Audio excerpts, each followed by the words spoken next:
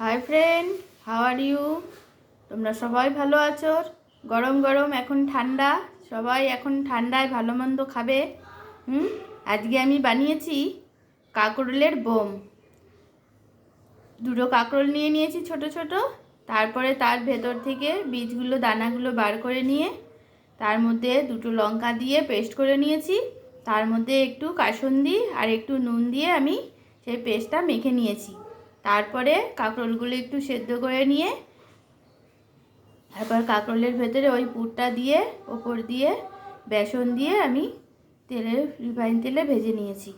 তারপরে পোস্ত আর শস্য দিয়ে একটা পেস্ট বানিয়েছি, দিয়ে কালো জিরা ফোড়ন দিয়ে তারপরে এগুলো পেস্টটা দিয়ে পোস্ত আর সর্ষের পেস্টটা দিয়ে বোমগুলো আমি দিয়ে আমার কাঁকরোলের বোম তৈরি। একদম সহজ রেসিপি, তোমরা একদিন করে দেখো, গরম ভাতে দারুণ জমবে। Thank you. আমার এই ভিডিও যদি তোমাদের ভালো লাগে তাহলে লাইক কমেন্ট শেয়ার করতে ভুলো না কিন্তু।